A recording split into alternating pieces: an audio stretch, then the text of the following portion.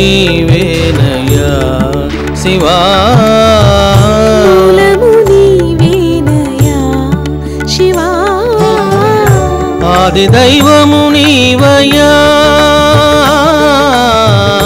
ఆది దైవము నీవయ్యా నామము రూపము గుణములు లేని నామము రూపము గుణములు లేని ఆత్మజ్యోతివి నీవు శివా ఆత్మజ్యోతివి నీవు శివా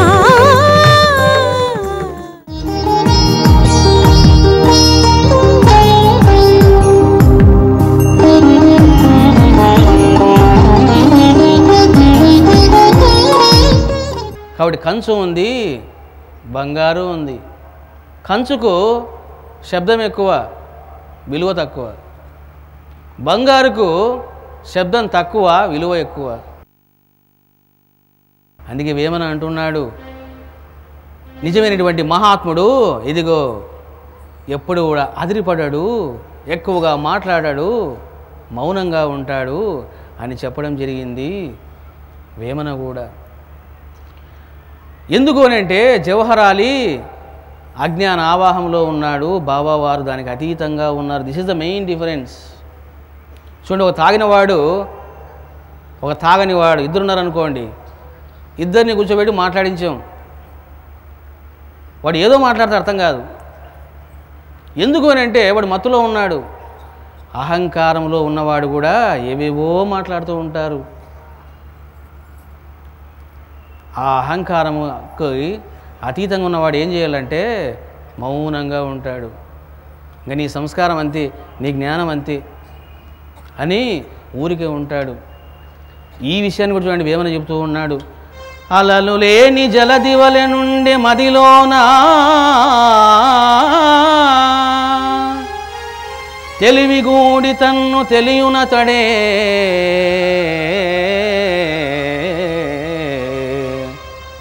చూడండి, అద్భుతమైనటువంటి మాటలు ఇవి. అలలు లేని జలది వలే. కాబట్టి అలలు లేనటువంటి సముద్రం ఏ విధంగా అయితే గంభీరంగా నిశ్చలంగా ఉంటుందో ఆ విధంగా ఉన్నాడు మదిలోన. అక్కడ బాబా ఎలా ఉన్నారు? నిశ్చల నిర్వికార అనంత ప్రజ్ఞావంతమైనటువంటి చైతన్యంలో ఉన్నాడు. తెలివిగూడి తన్ను తెలియునతడే.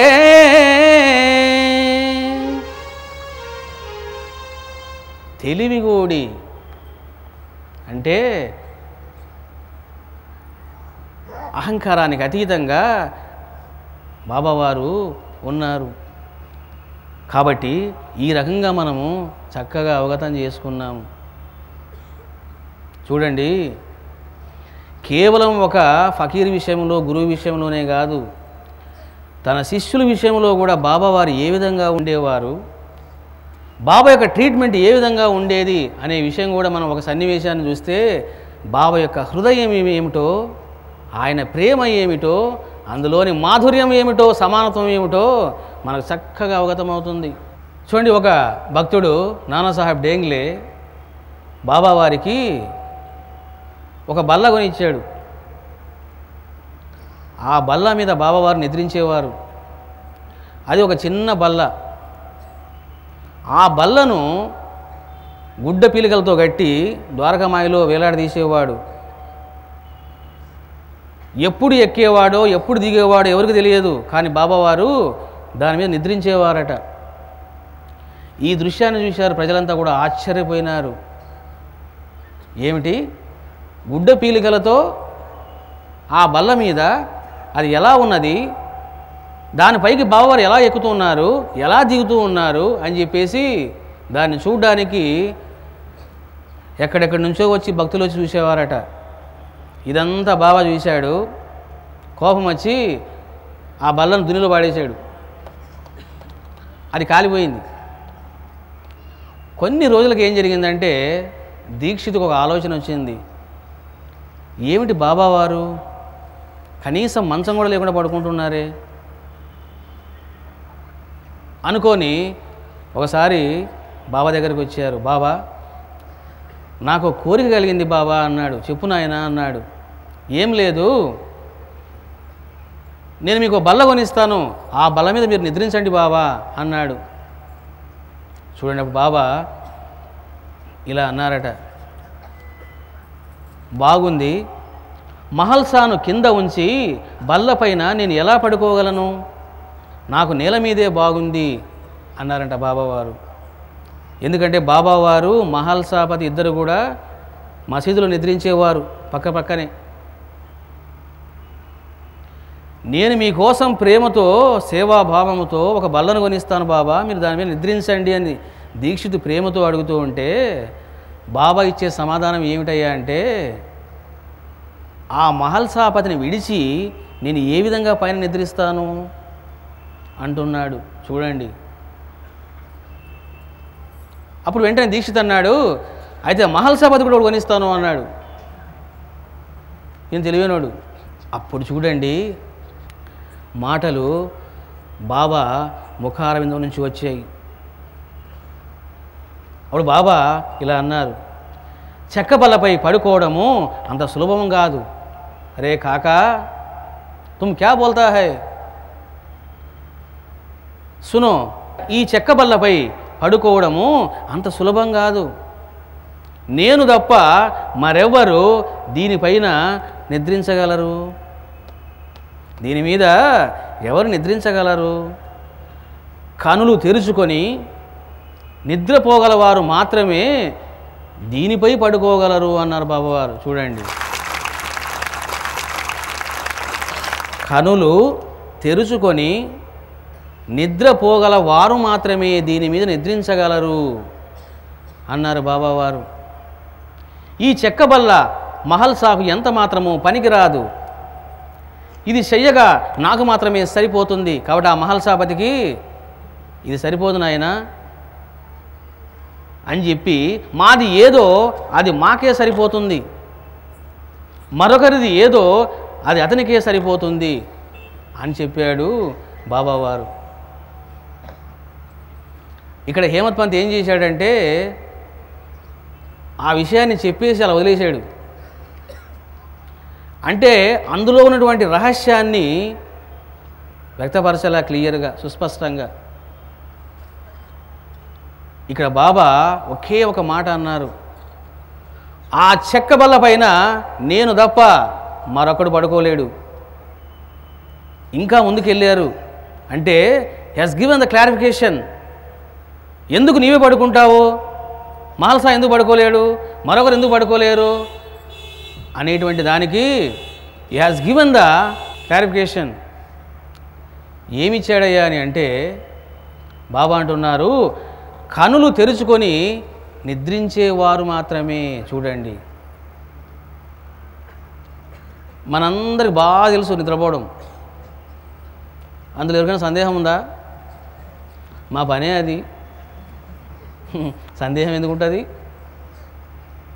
పాపం నీకు నిద్ర లేదేమో తిరిగి తిరిగి. అందరూ నిద్రపోతున్నారు, కానీ ఆ నిద్ర యొక్క స్వరూపం ఏమిటి, ఆ నిద్ర ఎలా ఉన్నది అనే విషయం ఎవరికి తెలియదు. ఎవరికైనా తెలిస్తే అసలు చేతులు పైకెత్తండి. చూశారా? మరి అందరూ నిద్రపోతున్నారా? నిద్రపోతూ ఉన్నారు. ఆ నిద్ర ఎలా ఉన్నది, దాని స్వరూపం ఏమిటి ఎవరైనా చెప్పండి అన్నప్పుడు ఇదిగో నో హ్యాండ్స్. ఏమిటి కారణం? నువ్వు అనుభవిస్తూ ఉన్నావు, ఆ అనుభవం యొక్క జ్ఞానం ఏమిటో, ఎరుక ఏమిటో నీకు తెలియదు. ఆ ఎరుక కనుక నీకు తెలిసిందా, దాన్ని ఏమంటారంటే నిర్వికల్ప సమాధి అని అంటారు. కాబట్టి సమాధిలోకి వెళ్ళిపోయినప్పుడు నీకు నిద్ర స్వరూపం ఏమిటో సుస్పష్టంగా అవగతమవుతుంది. సావు యొక్క స్వరూపం ఏమిటో నీకు సుస్పష్టంగా అవగతమవుతుంది. ఎందుకంటే నేను మీ గ్రంథాలు చదివి ఈ మాటలు మాట్లాడడం లేదు, నేను అనుభూతి పొంది మీకు స్వయంగా చెబుతూ ఉన్నాను. సావు ఎలా ఉంటుందో, నిద్ర ఎలా ఉంటుందో మీకు అనుభవించి నేను చెప్తూ ఉన్నాను. ఈ రెండు విషయాలు ఆత్మదర్శనం పొందిన వాళ్ళకి సుస్పష్టంగా అనుభూతమవుతుంది. నిద్ర స్వరూపం ఎలా ఉంటుంది, చావు ఎలా ఉంటుంది. కాబట్టి ఎప్పుడైతే సుషుప్తికి ఆవల ఉన్నది సాక్షి స్వరూపం, అంటే ఆ సుషుప్తిని దాటి ఎప్పుడైతే ఆ సమాధిలోకి వెళ్ళిపోతాడో ఇక రెండవ వస్తువు ఏముండదు, నువ్వు మిగిలిపోతావు. కానీ నువ్వు బెడ్ మీద పడుకున్నావు, you don't know what is happening, నీకు తెలియదు. ఎందుకు నీకు తెలియడం లేదు అని అంటే నిద్రలో నీవు ఆనందమయ కోశంలో ఉంటావు. మనకు పంచకోశాలు ఉన్నాయి, ఆ పంచకోశాల్లో ఆనందమయ కోశము 5వది. నిద్రపోయినప్పుడు ఏం జరుగుతుందంటే వాడు నెమ్మదిగా ఆ ఆనంద కోశంలోకి వెళ్ళిపోతాడు, అందుకే ఆనందంగా పడుకుంటాడు. నిద్ర లేచిన తర్వాత అబ్బా నిద్ర బాగా పట్టిందండి అంటారు. నిద్ర బాగా పట్టిందండి అంటాడే కానీ ఆ నిద్ర ఎలా ఉందో ఈ డోంట్ నో. చూశారా? అందుకే బ్రహ్మ విద్య దొరికినట్లే దొరుకుతుంది, మళ్ళీ దొరకదు. కాబట్టి బాబా అంటున్నారు, ఎవరైతే కనులు తెరుచుకొని నిద్రపోగలరో, అంటే ఇండైరెక్ట్గా చెప్తున్నాడు, నిర్వికల్ప సమాధిలో ఎవడైతే ఉంటాడో వాడు మాత్రమే నిద్రపోగలడరా అని చెప్పడం జరిగింది బాబావారు. చూడండి, ఈ రహస్యాన్ని కూడా విప్పదీశాడు వేమన. వేమన చిన్నవాడు కాదు. చూడు, వేమన అంటున్నారు, నిద్రలోని నిద్ర నిజముగా తెలిసినా. చూశారా? నిద్రలోని నిద్ర నిజముగా తెలిసినా భద్రమగును మిగులు బ్రహ్మ విద్య. నిద్ర తెలియవాడు నిర్మల యోగిరా. చూశారా? ఒక మహాత్ముడు ఆ తత్వాన్ని అనుభవించి అనుభూతి చెంది ఆ మాధుర్యాన్ని ఆస్వాదించి అందులో ఓలలాడి ఆ మాటల్ని ప్రజలకు అందించడం వేరు, పాండిత్యముతో ప్రకర్షణలతో మాటల గారడితో అందించడం వేరు. ఏం మాటలు ఇవి? మాటలు కాదు, చూడలు ఇవి. ఎందుకంటే పట్టుకునేవాడికి రామ బాణంలాగా తగులుతాయి అవి. చాలామంది ఈ పద్యం చదివినప్పుడు నిద్రలో నిద్ర ఏమిట్రా అని వానికి ఏం అర్థం కాక వాడు సమ్మగా నిద్రపోతాడు. వాడు ఏమని అంటున్నాడు, నిద్రలోని నిద్ర నిజముగా తెలిసినా. నాయనా, 2 నిద్రలు ఉన్నాయి. నిద్రలోని నిద్ర, ఆ ఎరుక, కాన్షియస్నెస్. పురాణాల్లో మనకు మాట వినబడుతుంది, విష్ణువు యోగ నిద్రలో ఉన్నప్పుడు అంటాడు. ఆ యోగ నిద్ర కొన్ని సంవత్సరాలు కాదు, కొన్ని వేల సంవత్సరాలు కాదు, కొన్ని లక్షల సంవత్సరాలు ఉంటాడు ఆయన. చాలామంది ఏమనుకుంటారంటే విష్ణువు చాలా సంవత్సరాలు నిద్రపోతున్నాడండి అనుకుంటారు. నిద్ర కాదు అది, యోగ నిద్ర అని అంటే ఇదిగో నిద్రలోని నిద్ర, అదే యోగ నిద్ర. నిజముగా తెలిసినా, నిజముగా తెలిసినా అంటే you have to experience that. నీవు దాని అనుభూతి పొందు, శాస్త్రాల ద్వారా, మాటల ద్వారా, గురువుల ద్వారా కాదు. నిజముగా తెలిసిన భద్రమగును మిగులు బ్రహ్మ విద్య. నాయనా, నీ యొక్క బ్రహ్మ విద్య సఫలీకృతమవుతుంది, భద్రమవుతుంది. నిద్ర తెలియవాడు నిర్మల యోగిరా. చూడండి, అద్భుతమైన మాట ఇది. నిద్ర తెలియవాడు నిర్మల యోగిరా, విశ్వదా విరామ వినురవేమ. కాబట్టి ఈ రకంగా మనము బాబా ఎంతటి అహంకార శూన్యతను ప్రదర్శించేవారు మనం అవగతం చేసుకున్నాం. కేవలం వ్యవహారాల విషయంలోనే కాదు, మహల్సాపతి విషయంలోన నేను ఆ మహల్సాను కింద పడుకోబెట్టి నేను పైన ఏ విధంగా పడుకుంటాను అని బాబా అంటూ ఉన్నారు. చూడండి, అతను నిద్రపోలేడు, నేను నిద్రించగలను అన్నటువంటి డిఫరెన్స్ ఉంది అక్కడ. లెవెల్స్ వేరుగా ఉన్నాయి, అర్హతలు వేరుగా ఉన్నాయి. మరి ఎందుకు ఈ విధంగా బాబావారు అంటున్నారు అని అంటే అక్కడ అహంకార వ్యవహారం లేదు, ప్రేమ వ్యవహారం ఉన్నది. ఇది రహస్యం. ఎక్కడైతే ప్రేమ ఉంటుందో ప్రేమకు అర్హత ఉండదు, మోహానికి అర్హత ఉంటుంది.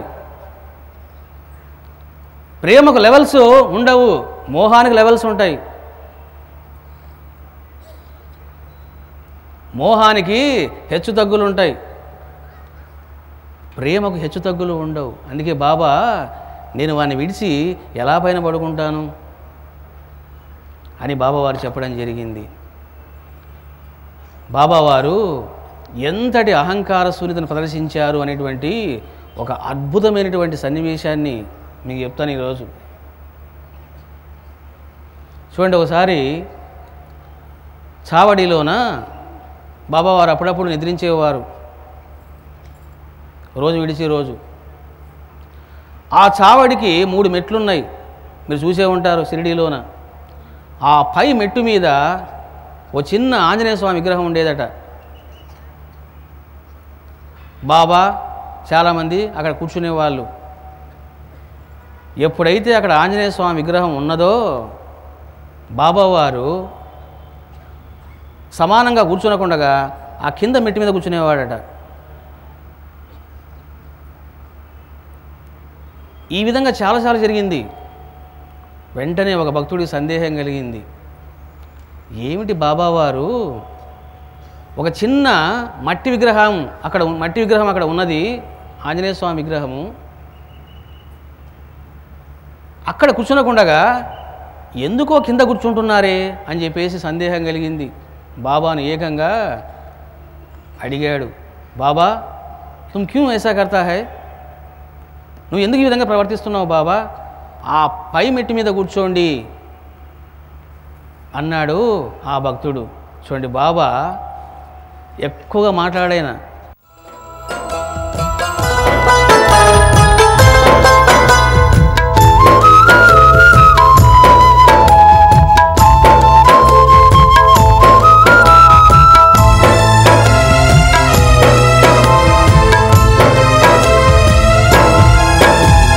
శివ శివ అంటే చాలురా, ఆ శివుడు నీ వశమగునురా.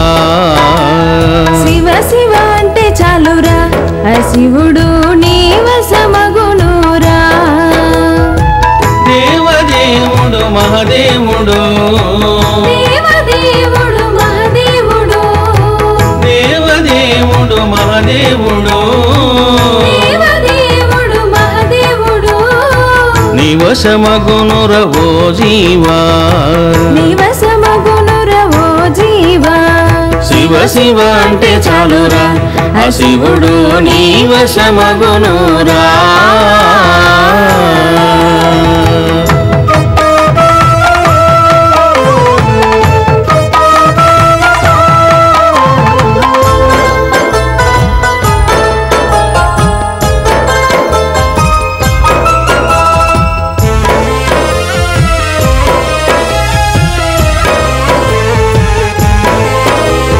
శుభంకరుడు మోక్షకారకుడు, శుభంకరుడు మోక్షకారకుడు, సులభ సాధ్యుడు దయాసాగరుడు, సులభ సాధ్యుడు దయాసాగరుడు.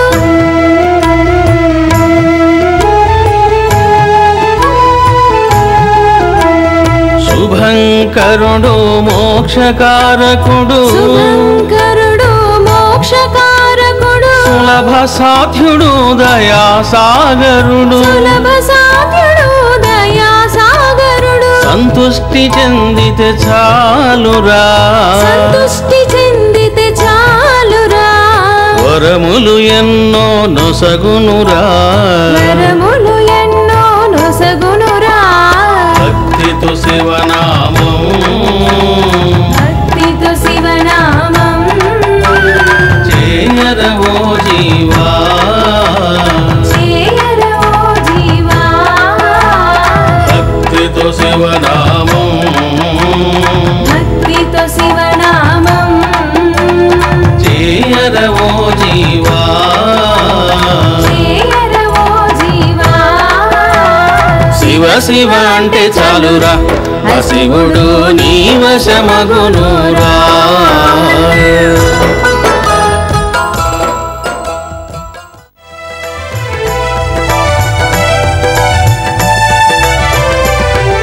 శివా శివా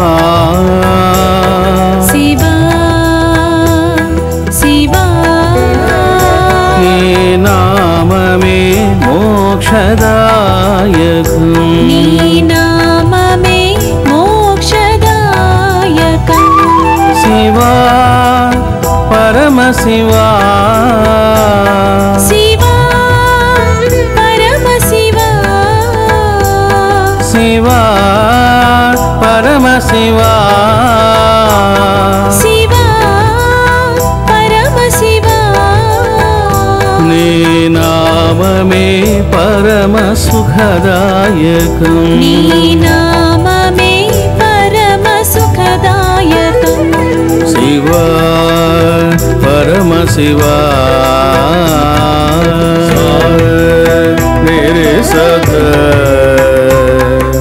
సా నిరి సదా ధని రే రిగమ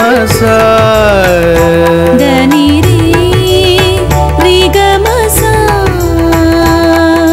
సరి మప మపదని దాని పా సరి మ ప మ ప దని దని పా సరి గాగమరి రి సధ నిరి స సరి గా గ మ రి రి సదా ని రి సా శివా పరమశివా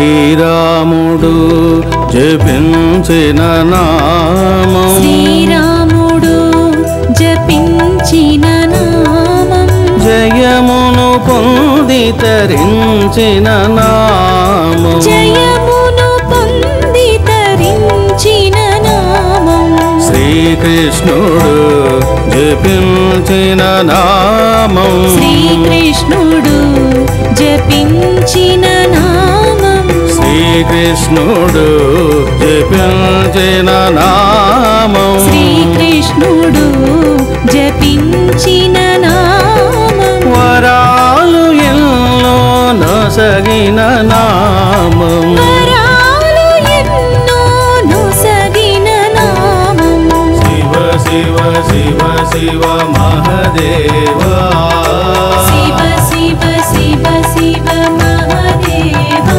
సాంబ శివ శివ శివ శివ దేవ దేవా సాంబ శివ శివ శివ శివ దేవ దేవా శివ శివ శివ శివ మహదేవా శివ శివ శివ శివ మహాదేవా సాంబ శివ శివ శివ శివ దేవ దేవా సాంబ శివ శివ శివ శివ దేవ దేవా శివా